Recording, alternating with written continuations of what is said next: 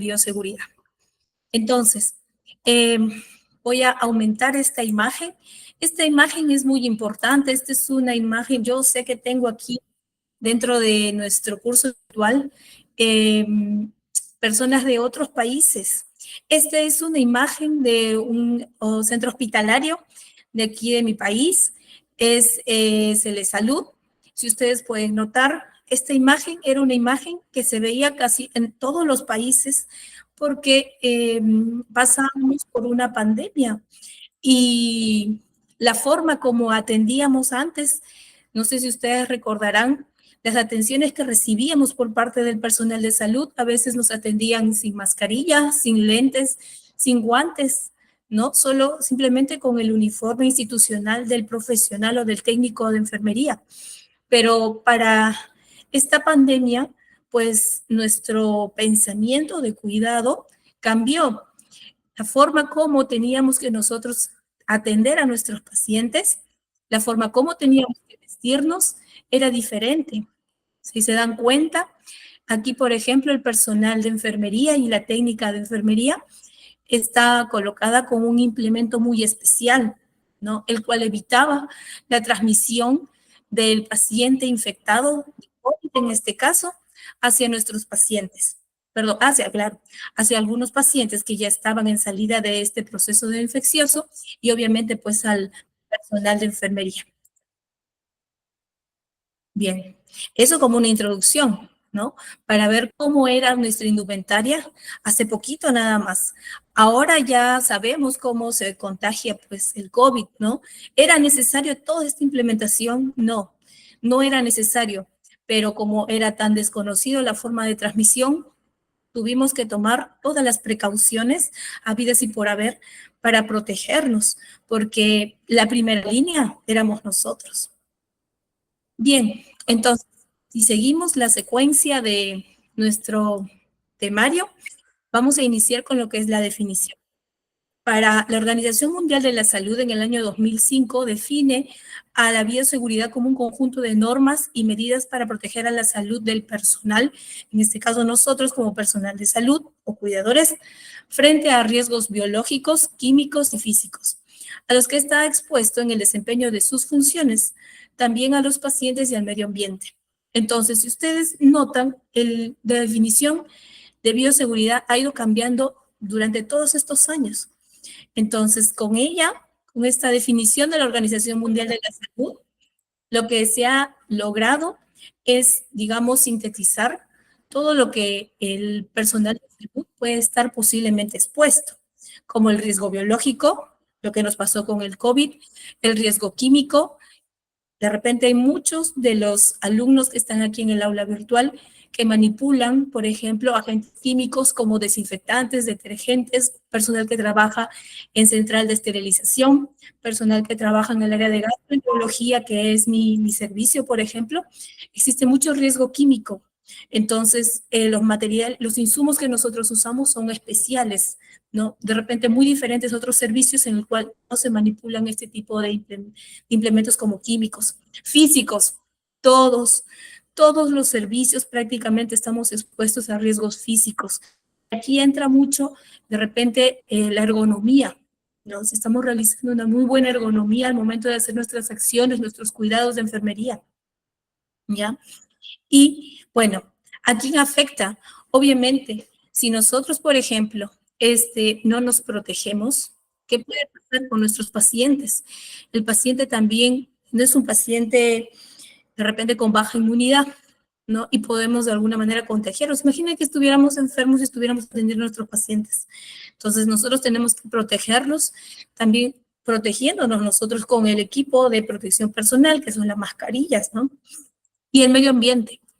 Esto es muy importante porque todos los implementos que nosotros usamos después de haber atendido a nuestro paciente, ¿dónde lo eliminamos?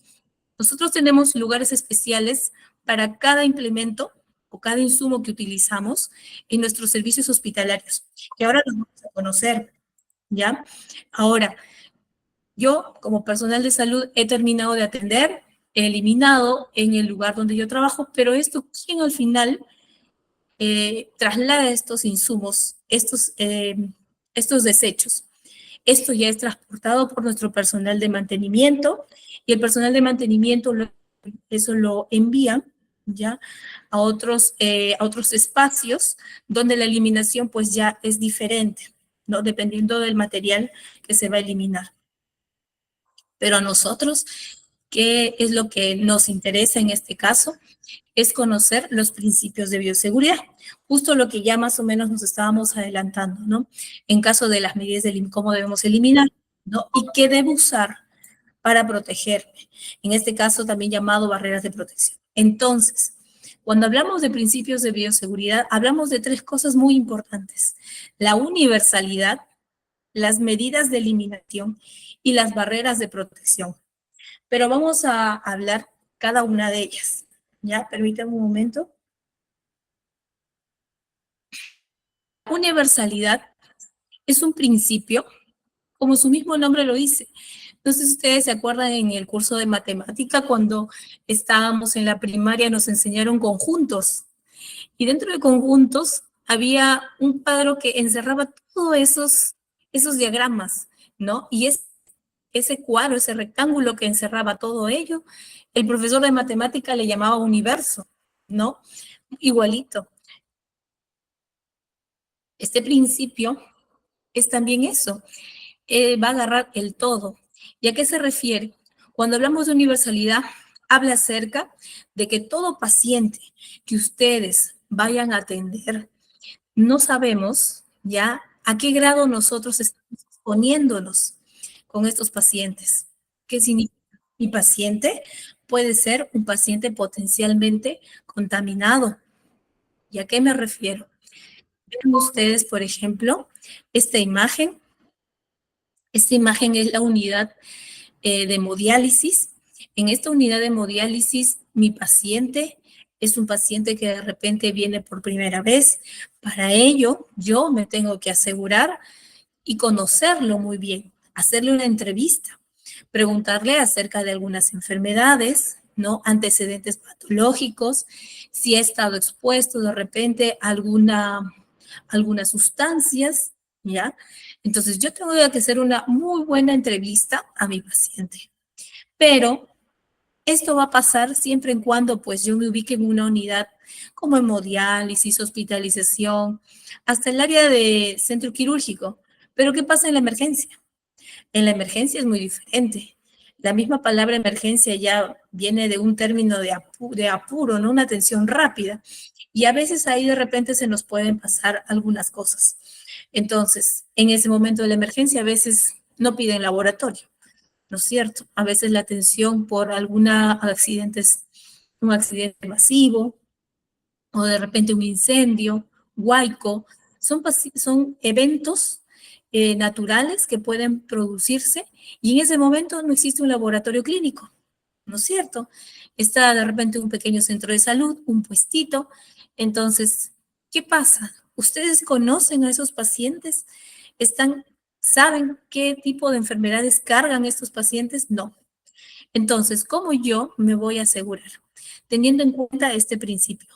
Todo paciente, y acá yo les he puesto ya como una especie de resumen, que la universalidad me habla de que todo paciente es potencialmente infecto contagioso. Y para ello, yo debo tomar mis precauciones universales. ¿Y cuáles son esas precauciones universales? La primera es el lavado de manos, las medidas de barrera, como ustedes ven aquí en la imagen, que la licenciada está utilizando una mascarilla, un gorro, una careta, guantes, ¿ya? Porque yo no conozco cuál es la naturaleza, ¿ya? De mi paciente. Si es una persona que tiene algún problema de salud, no lo sé. Y yo no me voy a exponer, ¿ya? Recuerden que ustedes son primera línea.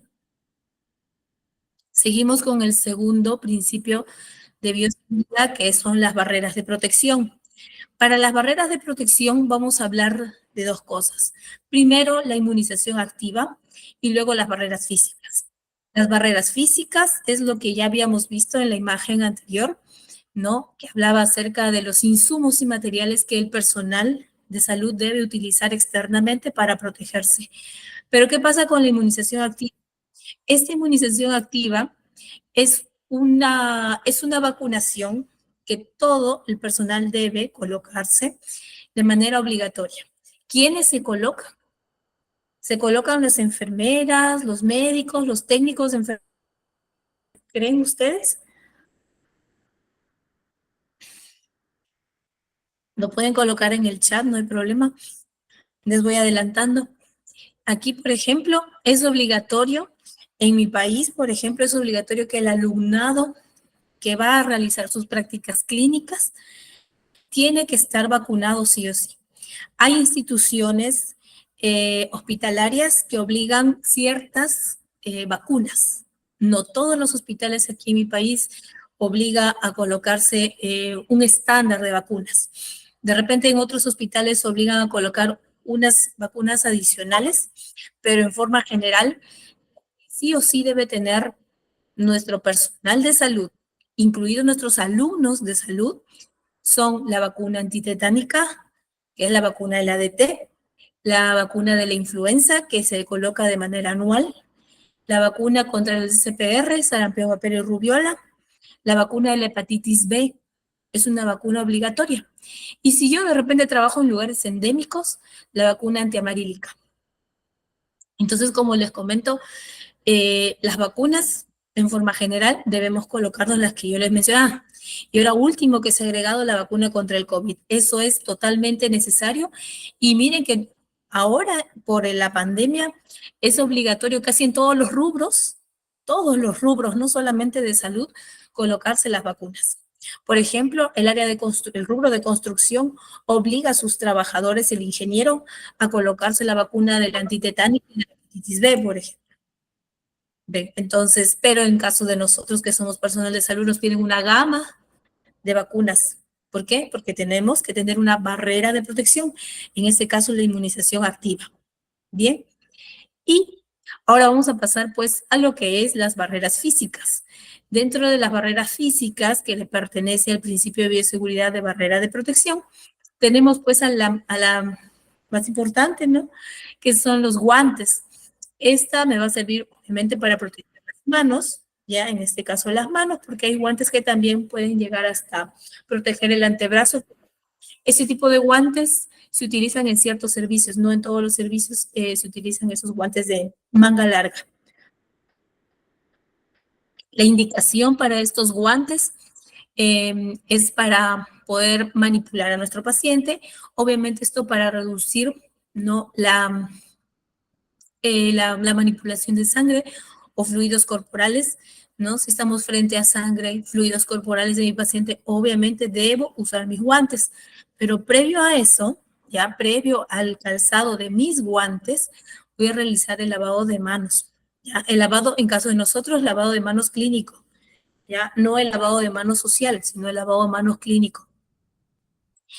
El modo de uso, bueno, los guantes deben ser de látex, goma u otro material impermeable, ¿ya? En este caso, los guantes que ustedes están presenciando y los que yo les he puesto es de mi servicio, son unos guantes de nitrilo. Estos guantes de nitrilo son unos guantes especiales que nosotros utilizamos porque en la parte interna de estos guantes de nitrilo no cuentan con tal.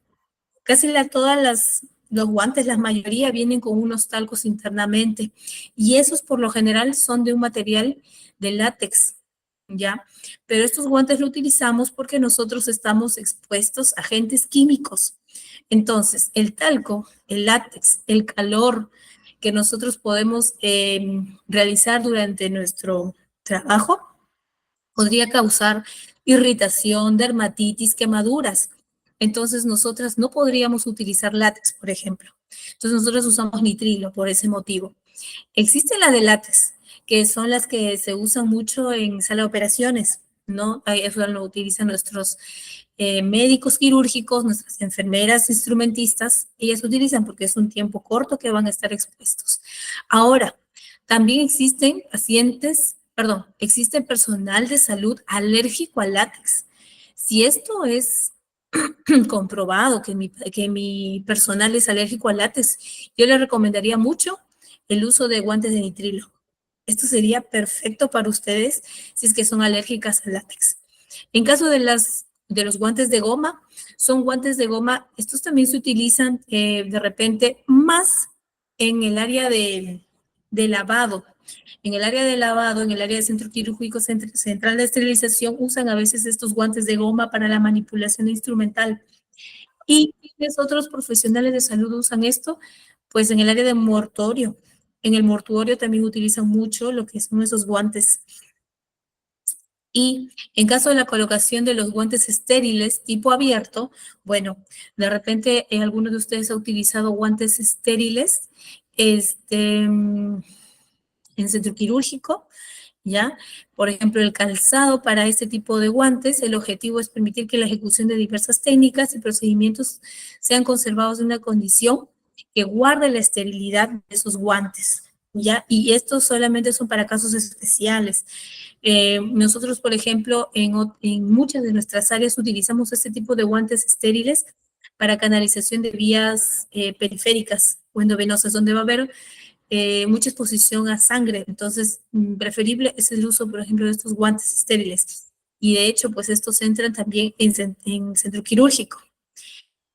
¿Y cuál es el otro objetivo de estos guantes? Es que facilita pues el manejo de material estéril, ¿no? Justo perfecto para nuestro personal que va a instrumentar y para el médico que va a operar, ¿no? Porque va de repente a abrir espacios estériles como la parte intraabdominal, ¿no?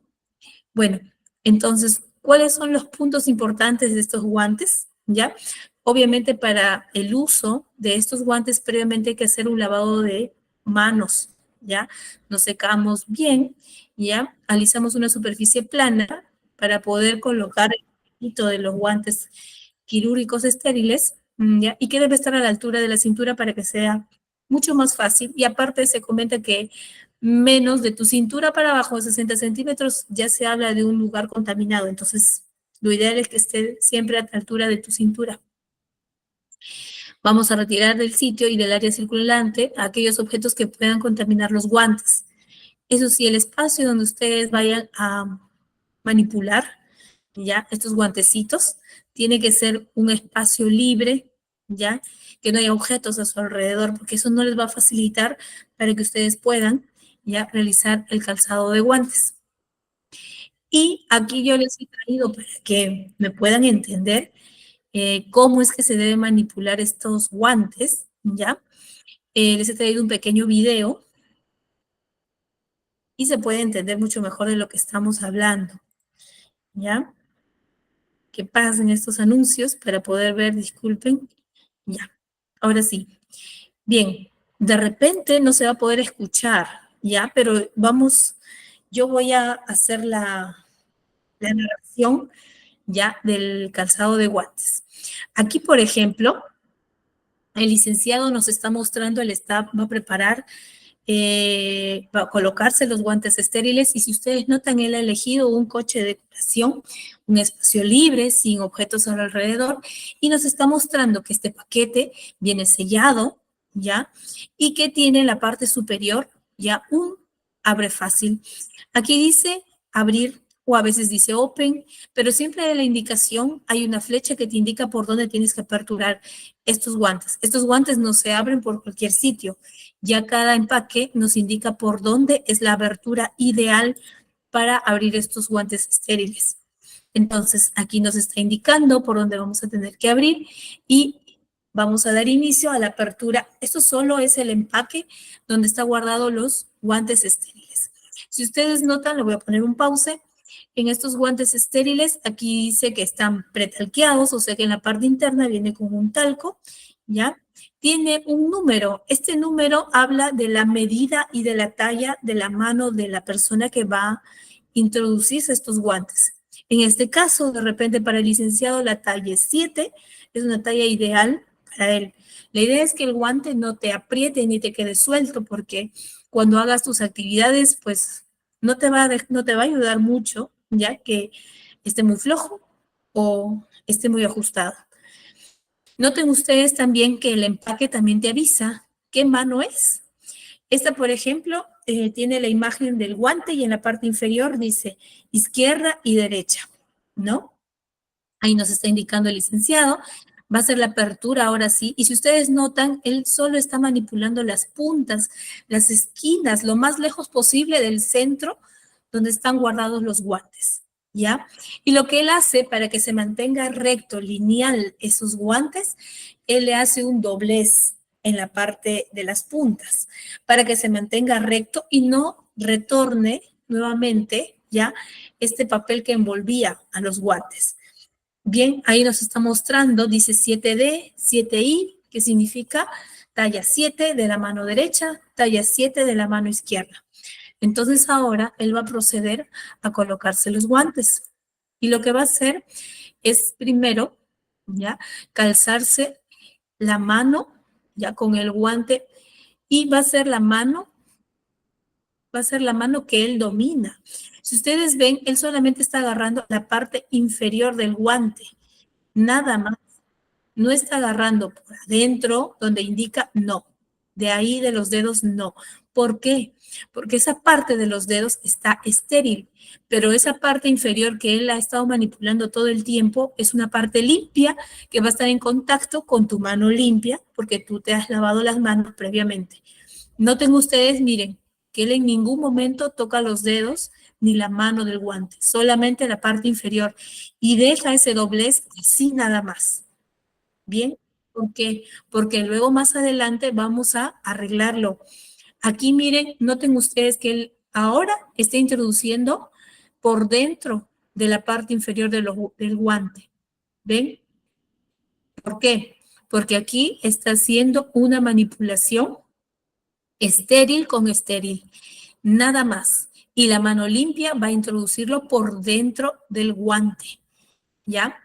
¿Qué mano ha introducido primero? La mano que él domina, ¿ya? Esa es la primera. Les digo que domina porque yo tengo alumnos que son zurdos, entonces por eso les comento que debe ser, ya, la mano que ustedes dominan es la primera manito que deben calzarse. Y ahí, por ejemplo, ya pueden arreglarse los guantes. Miren, ¿ven? Ahí la manipulación es estéril con estéril, estéril con estéril. Nada más. Yo no meto mi mano. Miren ahí, él está metiendo por, muy bien, por fuera, ¿ven? Por dentro, perdón, ven, estéril con estéril, mete los dedos por ahí adentro, no por afuera, por dentro, y extiende ya el guante lo más que se pueda. Y ahora sí, lo dejó arreglado y listo. Y ahora sí, puede hacer sus cuidados de enfermería. Muy bien. Regresamos a nuestra diapositiva.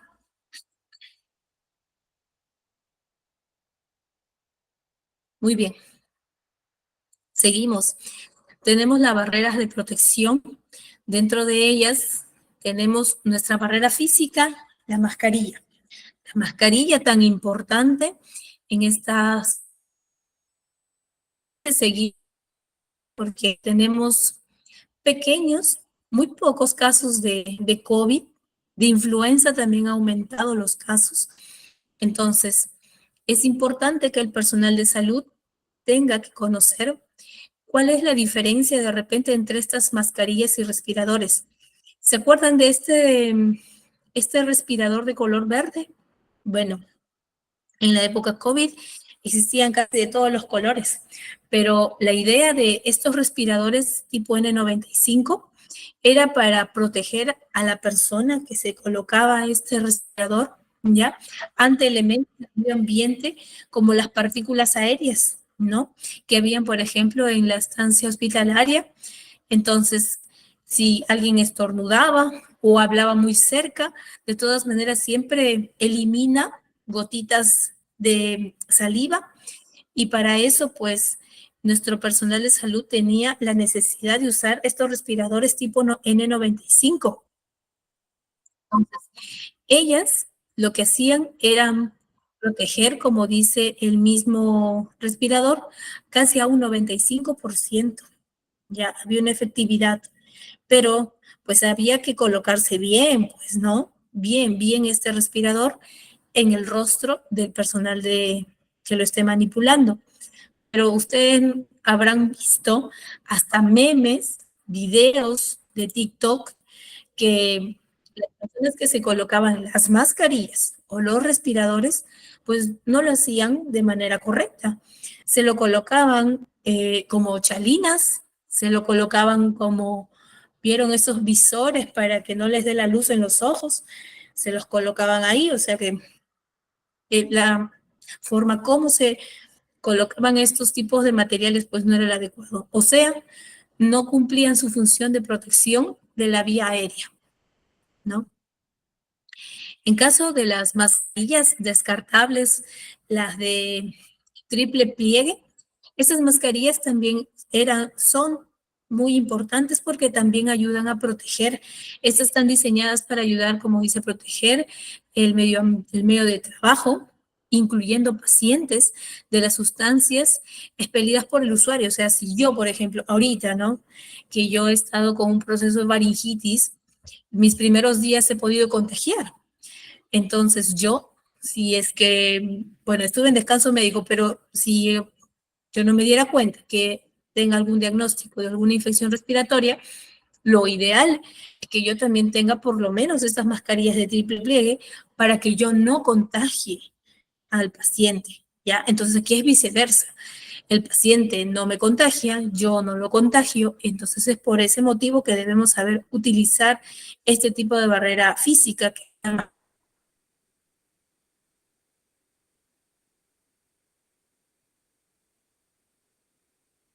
por el COVID hemos aprendido a defendernos ya en el uso de las barreras físicas.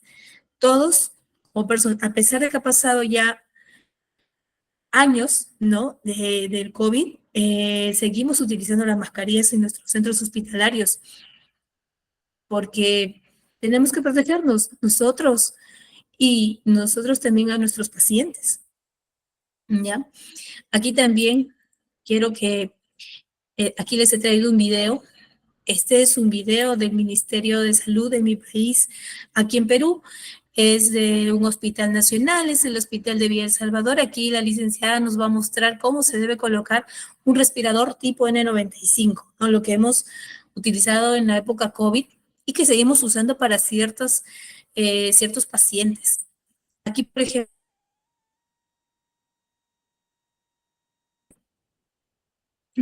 con la mano que domina, está sellándolo en la cara, donde agarra nariz y boca, y luego con la otra mano está colocando las ligas en la parte superior e inferior. Lo que ya va a ver ahora es el sellado. Las mascarillas vienen de manera estándar, pero nuestros rostros son diferentes, el tamaño es diferente. Entonces, lo bueno de estos respiradores es que pueden manipularse. Vean ustedes que existe una especie de metal en la parte superior, es un metal de aluminio que es muy flexible y se puede amoldar a la forma de tu rostro. Entonces, lo primero que ha hecho la licenciada es amoldarse.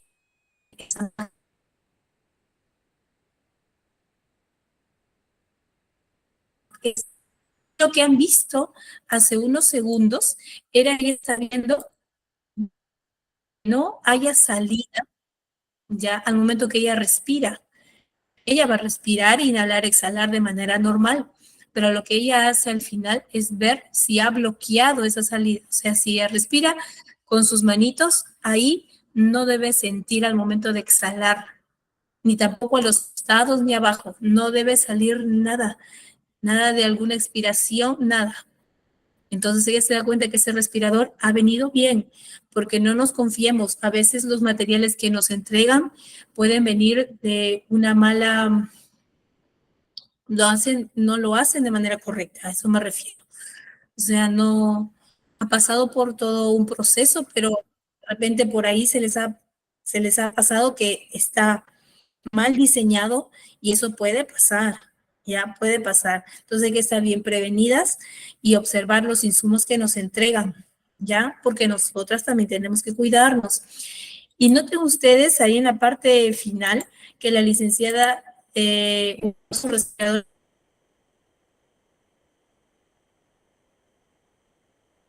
45 se pidió al personal de salud que conservara estos respiradores, bueno, en nuestra realidad peruana, conservar estos respiradores hasta por 2 turnos de 24 horas. Pero en la posología, ¿no? Esto viene siempre con una indicación. Estos respiradores de tipo N95, según la NIOSH, solamente duran 8 horas. ¿Ya? Yo en mi tiempo de servicio, por lo general aquí nosotras trabajamos entre 12 horas. Entonces, usamos ese N95 12 horas, pero el inserto de estos respiradores, ya la fabricante dice que nosotros tenemos que usarlo solo 8 horas.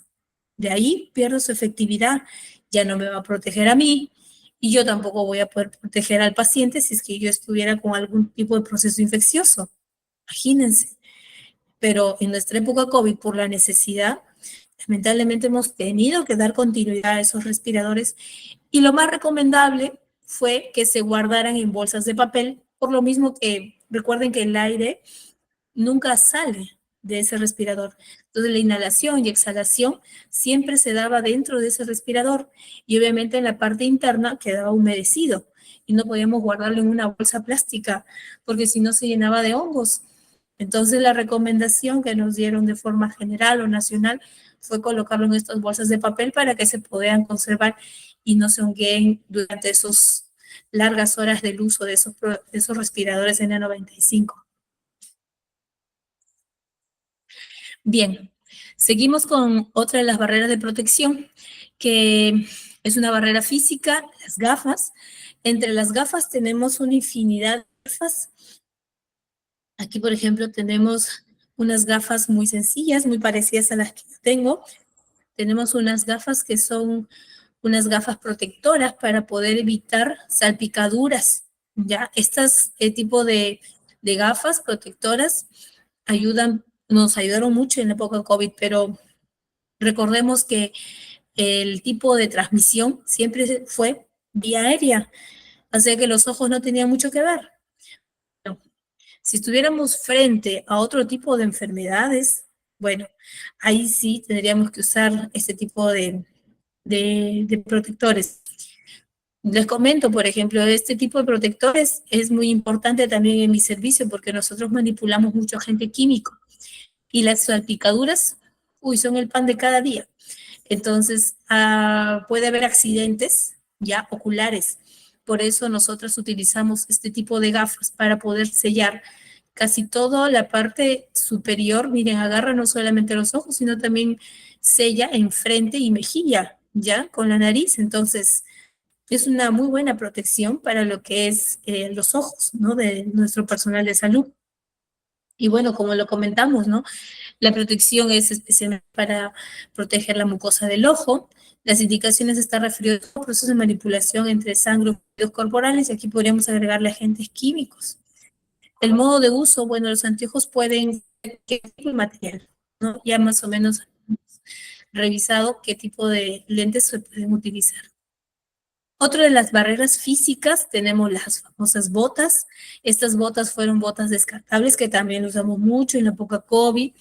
Inclusive recuerdo que algunos colocaban, aparte de las botas, bolsas de desecho de basura se colocaban después de las botas, ¿no? Porque teníamos pues la idea que la transmisión era más de contacto. Entonces se pidió lo más que se pueda, ¿no? Dejar sellar casi todo el cuerpo del personal de salud.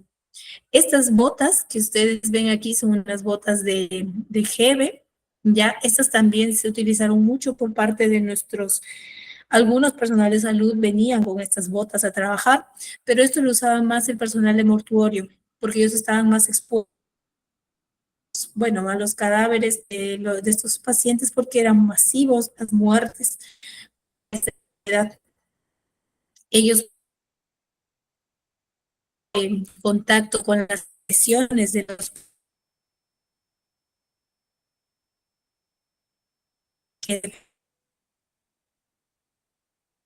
los gorros que utilizábamos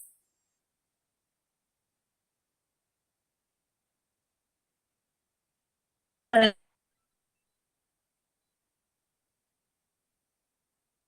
lo que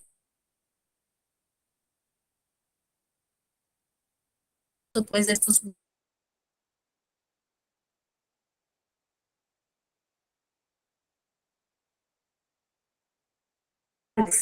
uso de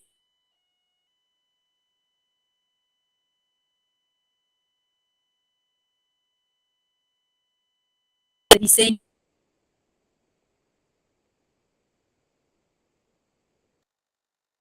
existió y sigue todavía el uso de los delantales o mandiles, estos tipos de barrera de protección de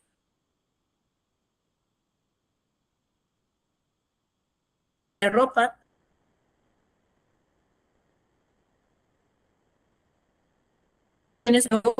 Que la gran mayoría de ustedes todavía sigue usando cualquiera de estas barreras físicas todavía. Y aquí, para que se pueda entender muy bien, ya cuál es el, cómo debe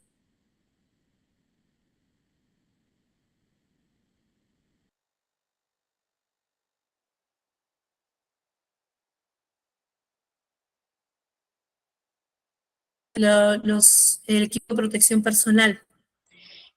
Aquí, por ejemplo, les he traído este video, fue pues en época COVID también, y la verdad,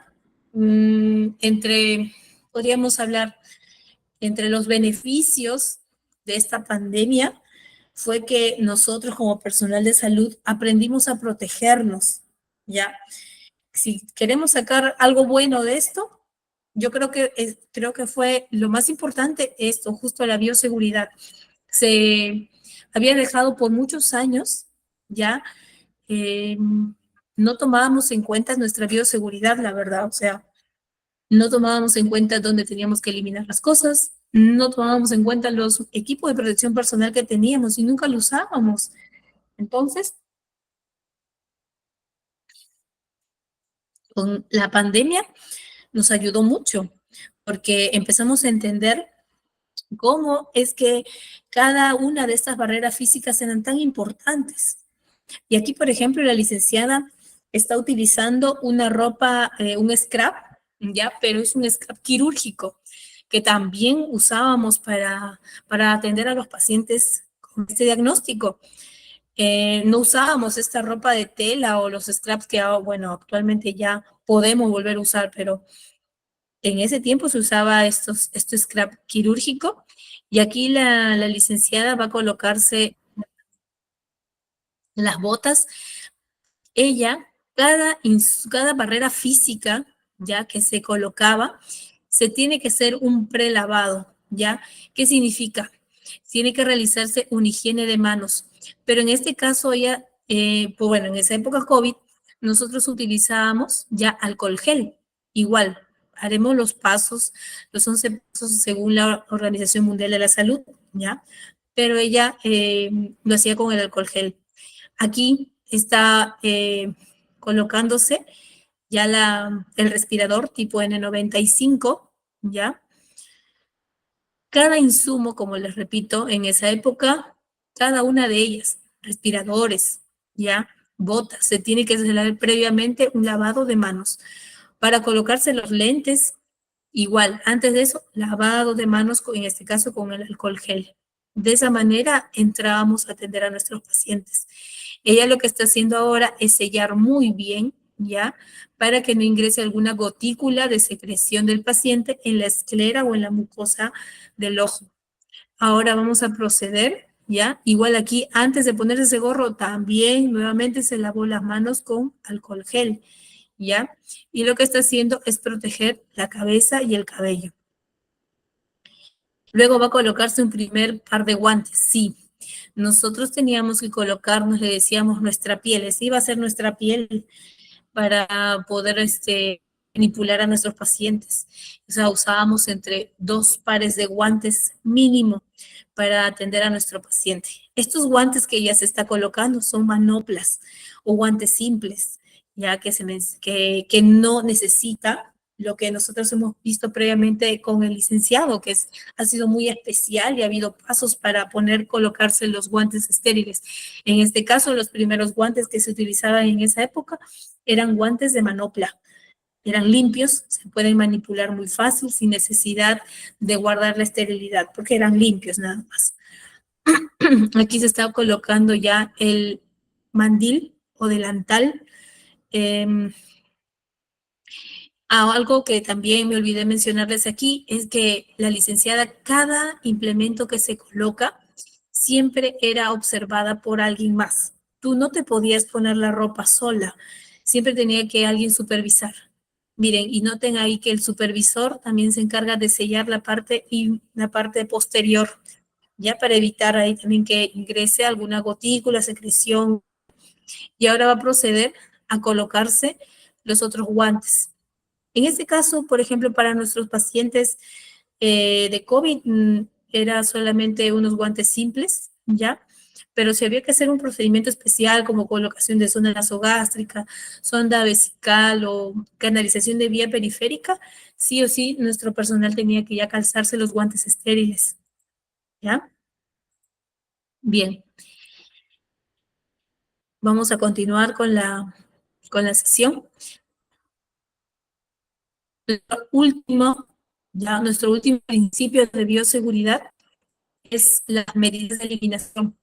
Para ello nosotros hemos seleccionado objetos punzocortantes y objetos no punzocortantes. Nosotros en la área hospitalaria utilizamos cualquiera de estos materiales y cada una de ellas al finalizar ya su uso tenemos que saber dónde eliminar.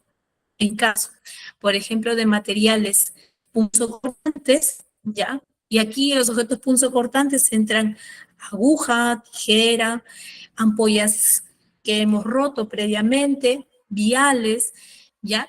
Todos esos insumos que van a punzar, ¿ya?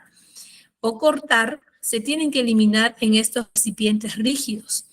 Este recipiente rígido tiene algo muy especial. Aquí yo lo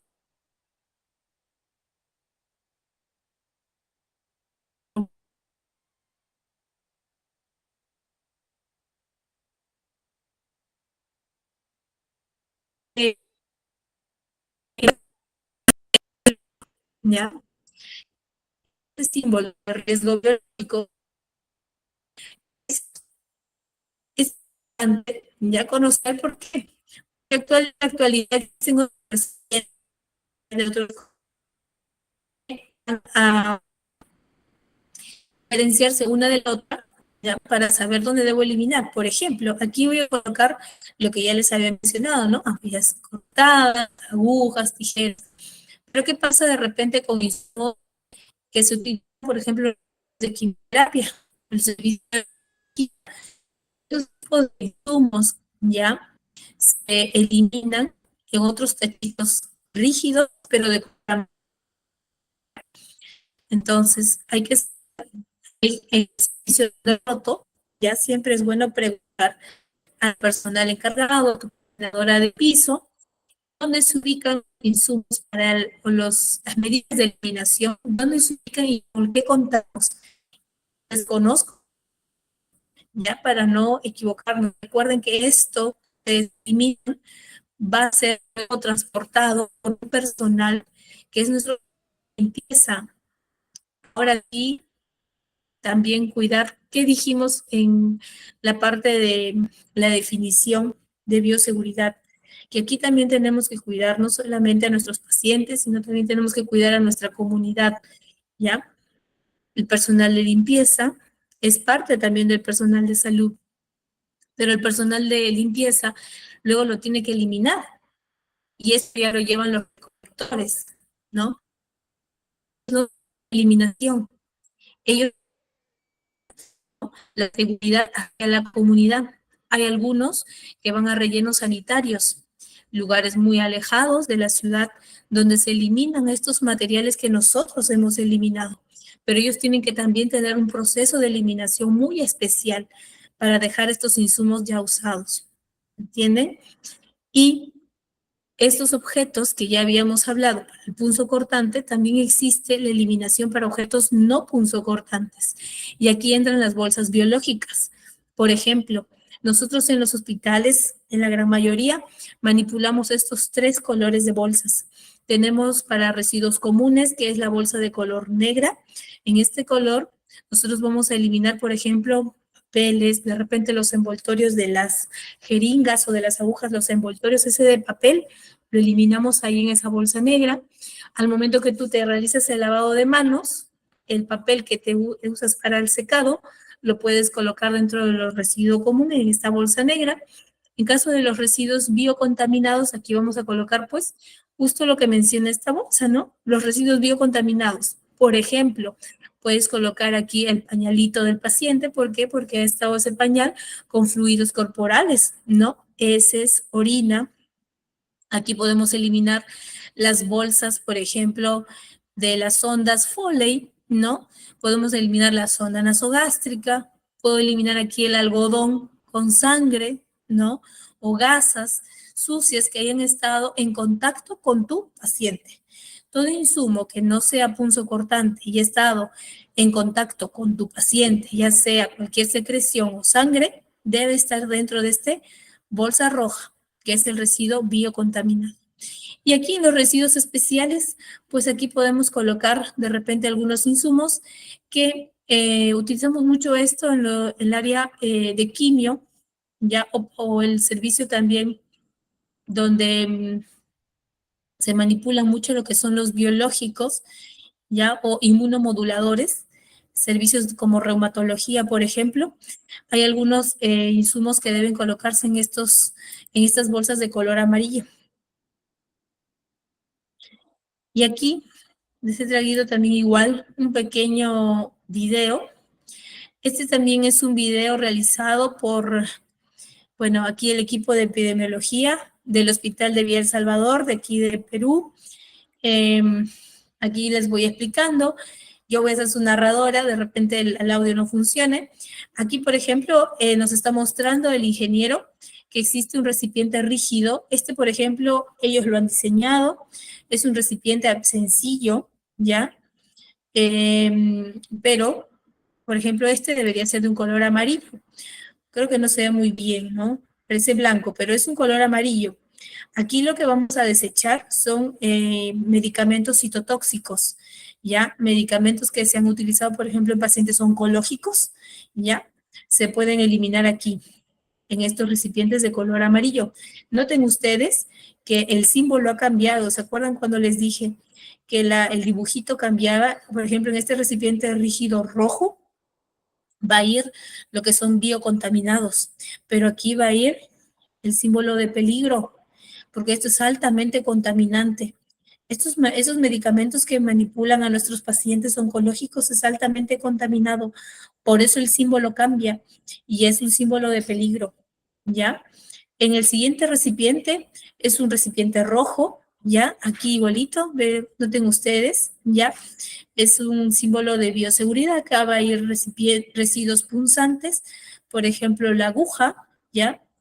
Pero estos recipientes tienen en la parte superior un espacio exclusivo solo para poder desenroscar la jeringa de la aguja y que solo caiga dentro del recipiente la aguja, nada más. Aquí él está explicando el ingeniero que este tipo de recipientes solamente pueden alcanzar hasta 3/4 partes ya del llenado de este recipiente. Aquí, por ejemplo, noten, él solamente dejó la aguja, ¿vieron? Y ya la jeringa plástica lo dejaron libre. ¿Por qué? Porque esta jeringa plástica va a ir en la bolsa roja, ya, bolsa roja que son residuos contaminados. ¿Por qué la jeringa va aparte y la aguja en otro lado? La jeringa, chicos, por si acaso, no es un objeto punzocortante, no te va a puncionar, no te va a cortar la jeringa, ese plastiquito que ustedes vieron en el video, pero la aguja, esa aguja es la que sí te va a funcionar y esa te puede también arañar. Entonces debes tener cuidado. Solamente la aguja es la que se debe dejar dentro del recipiente rígido. Y en la bolsa roja, solamente la jeringa. O sea, hay que separarlas. Pero yo entiendo ya que existen algunos centros hospitalarios que no cuentan a veces con estos recipientes que les he mostrado, las bolsas ni el recipiente rígido. Entonces, bueno, seamos realistas. Problemas de salud. Entonces, esto No es tan recomendable, pero podríamos utilizar de repente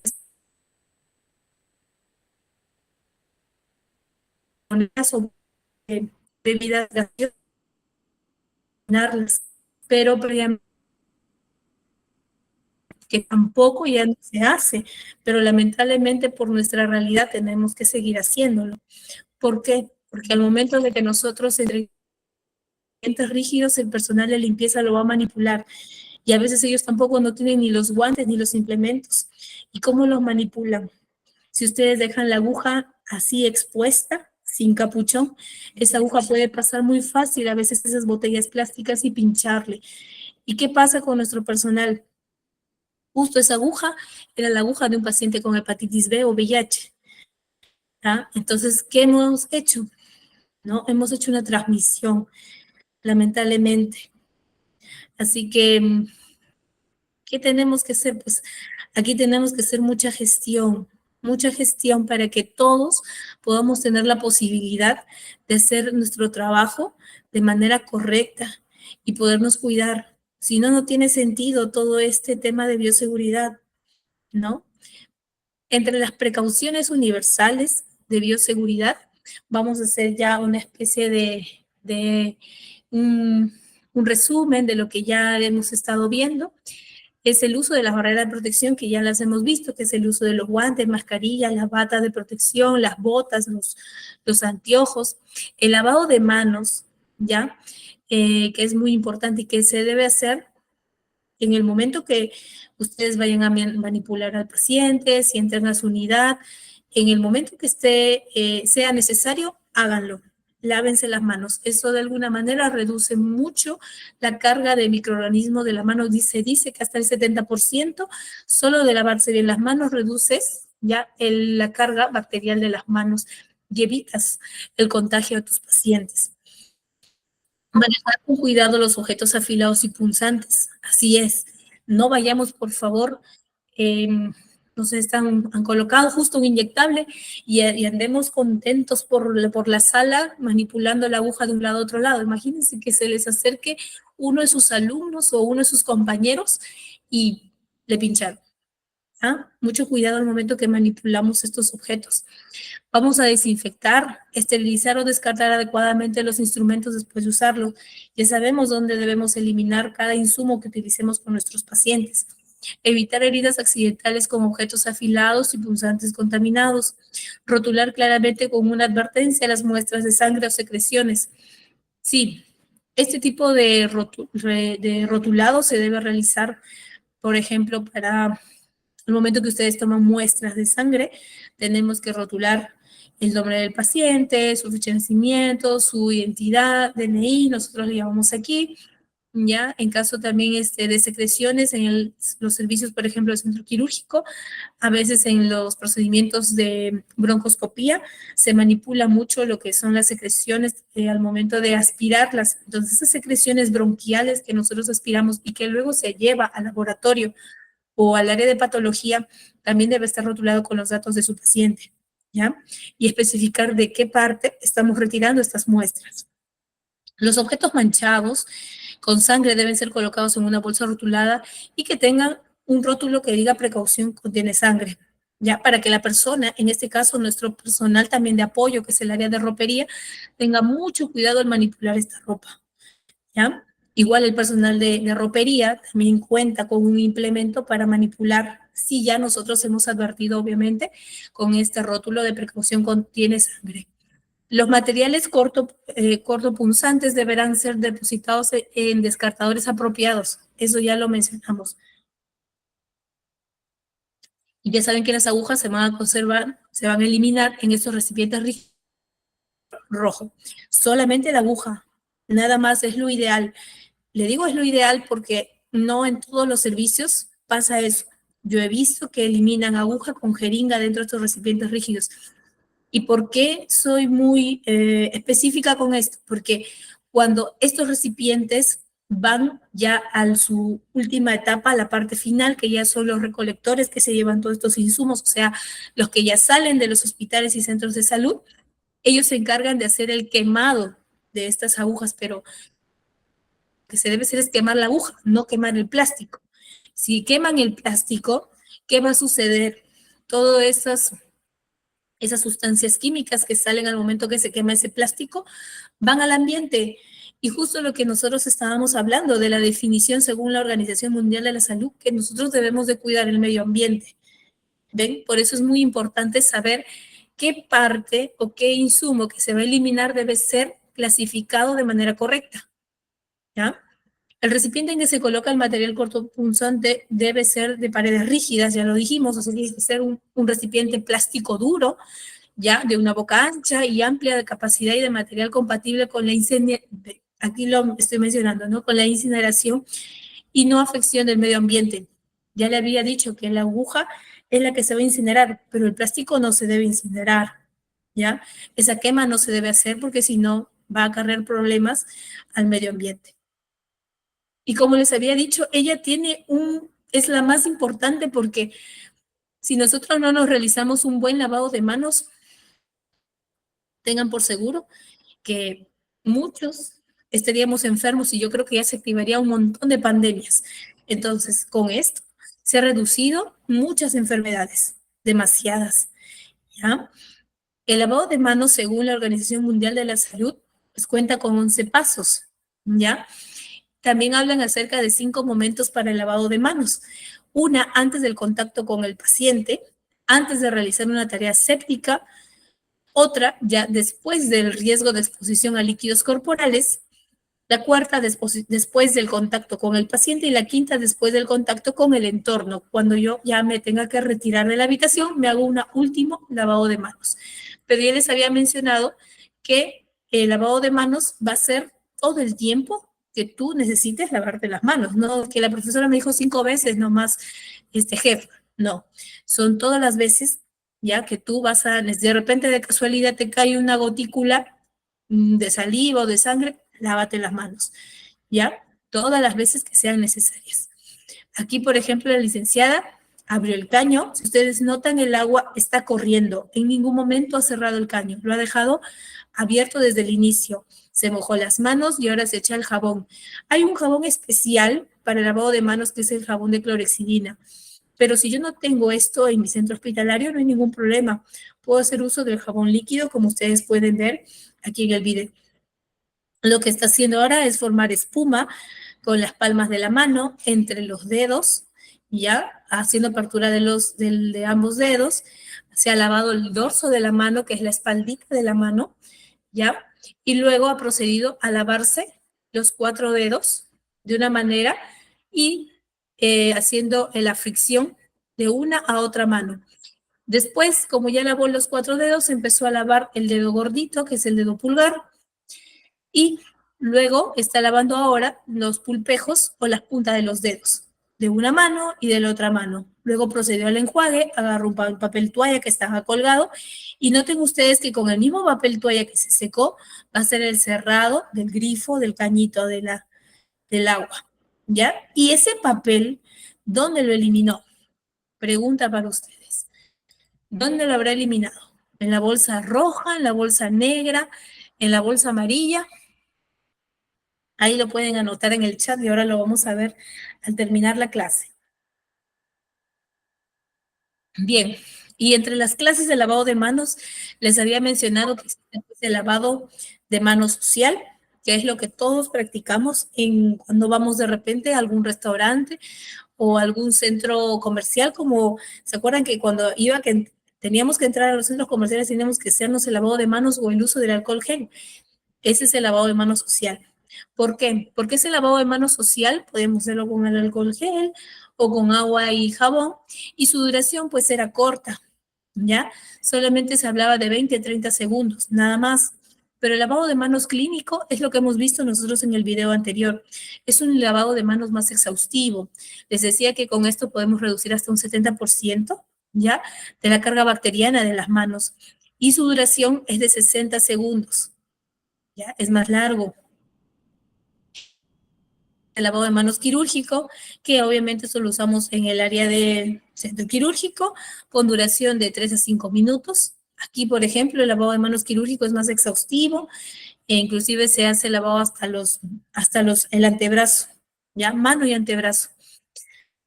En caso de las técnicas de bioseguridad, nosotros tenemos pues algunos términos que debemos conocer. El primer término es la limpieza, ¿no? Y que es un proceso mediante el cual se eliminan materias orgánicas y otros elementos extraños de los objetos en uso, ¿no? Mediante el lavado de agua con o sin detergente, utilizando una acción mecánica de arrastre.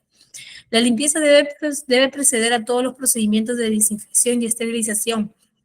Este paso de la limpieza es muy importante y es lo que ustedes, por ejemplo, realizan cuando hacen la atención a sus pacientes. Cuando les ingresa un paciente a su unidad, ya sea en el área hospitalaria, emergencia, en el área de consulta, como estoy yo, que es el área de gastroenterología o en el área de quimioterapia, todo el lugar donde va a estar nuestro paciente debe ser un lugar limpio. Para ello, yo debo utilizar ciertos insumos para dejar el área limpia. Se pueden usar paños húmedos, ya un barrido con escoba húmeda, a fin de evitar la resuspensión de los gérmenes que se encuentran en el suelo. Y en este caso, por ejemplo, en el caso del barrido, lo hace nuestro personal de limpieza, ¿no? En los centros hospitalarios ya no se usa mucho la escoba. Lo que se hace es trapear con un trapo seco, ¿ya? Y luego ya humedecido con algún desinfectante, pero eso lo vamos a ver más adelante. Eso lo hace nuestro personal de limpieza. Pero en caso de salud, hacemos uso de unos paños húmedos y podemos hacer uso también de repente con o sin detergente, la limpieza de nuestros, por ejemplo, nuestros coches de curaciones, las camillas, ¿ya? Podemos hacerlo con eso.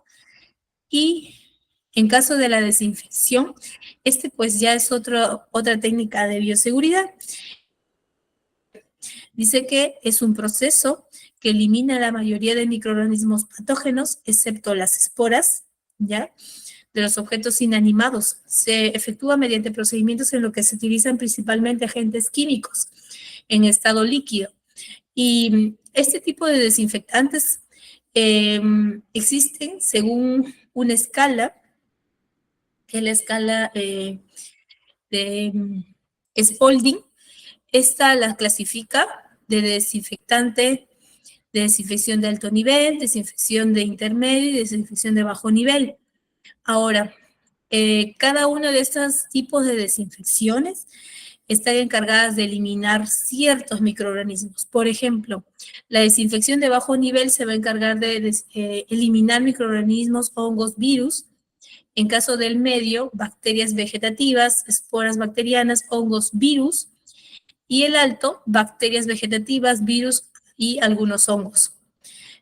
Su modo de uso, ya por lo general, en caso del bajo, es por inmersión de los objetos y el tiempo es de acuerdo al producto. Ya el desinfectante que yo utilice, voy a ver el inserto. Aquí todos estos vienen con indicaciones, ¿ya? Acá no es que yo creía, profesora, no.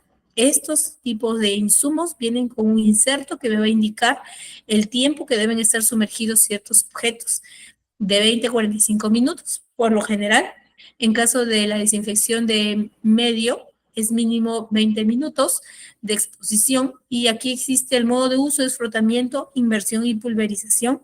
Y en caso del alto, es frotamiento, vamos a hacer como una especie de fricción en los equipos y, por ejemplo, estos pueden durar de 30 segundos a 2 minutos. En mi experiencia, el desinfección de alto nivel es el que nosotros utilizamos en mi servicio. Aquí, por ejemplo, el desinfectante es líquido y nosotros lo utilizamos en un promedio de 5 minutos hasta 12 minutos máximo para lograr el efecto que es desinfectar los equipos endoscópicos que nosotros manipulamos. Los desinfectantes, por ejemplo, de bajo nivel, el más conocido es el cloro y la lejía, ¿ya? Eso que también tenemos en la casa. Las características, pues, es económico, su fácil uso, es útil para grandes superficies, ¿ya? Las observaciones, ¿cuáles son, pues, de repente, las complicaciones que pueden tener, ¿no? Puede ser corrosivo para metales, ¿no? Entonces, el uso excesivo de este desinfectante de bajo nivel, pues puede ocurrir estos tipos de daños, ¿no? En nuestros equipos. El formaldehído, ¿no? Que Tenemos aquí el formol, que es el más conocido, ¿no? Es útil también para desinfecciones de alto nivel, esterilización química. Esto por lo general lo usan mucho en central de esterilización. Y sus observaciones pues son tóxicos, poco activo a la temperatura menor de 20, o sea, va a depender mucho en qué tipo de material lo voy a utilizar este tipo de desinfectante. Y se indica que este tipo de desinfectantes deben ser cambiados cada 14 días, pero previamente a los 14 días hay que siempre testearlos, o sea, verificar que sigan efectivos. Al igual que el glutaraldehído, este glutaraldehído es un desinfectante de alto nivel, es el que yo uso en mi servicio, y este es recomendable para la esterilización química y la desinfección de alto nivel. Es tóxico, nos referimos porque puede producir afecciones a futuro al personal que lo manipula por mucho tiempo.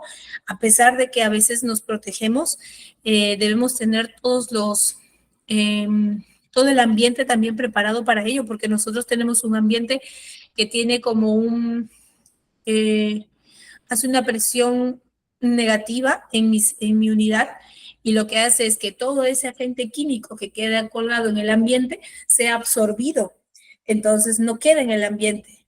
No es como el aire acondicionado, que el aire acondicionado enfría el espacio. No, aquí en este lugar donde nosotros hacemos uso de este desinfectante de alto nivel, lo que hace es aspirar esa sustancia química hacia luego en la parte interna, una condensación, y luego eso se va al medio ambiente, obviamente, tratando de que no se perjudique tampoco la parte externa, ¿no? De cuando estas sustancias salgan del centro hospitalario.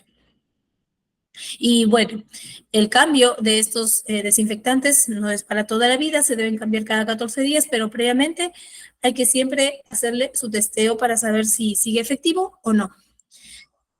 Y bien, acá les he traído algunos materiales que nosotros utilizamos, por ejemplo, mis endoscopios, son equipos que pasan por una desinfección de alto nivel, y aquí pues también tenemos materiales como los laringoscopios, equipos de anestesia, circuitos internos de máquinas de diálisis, riesgo, por ejemplo, aparatos de presión, aparatos de rayo, uñas, esos pasan por un nivel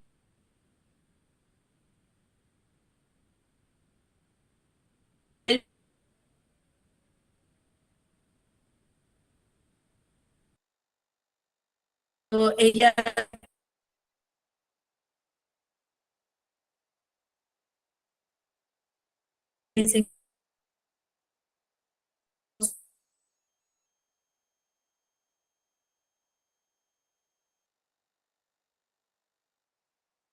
entre las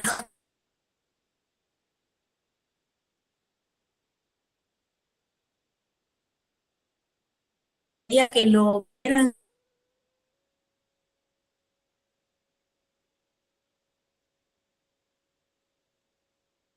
materiales, insumos tirados ahí en la sala de operaciones, y ahora pues toca hacer la limpieza y la desinfección de la unidad. Y la única manera de poder hacerlo eso es un trabajo en equipo entre el personal de enfermería y el personal de limpieza. Así que les invito a que lo vean, está muy interesante porque no solamente es recolectar, limpiar, sino que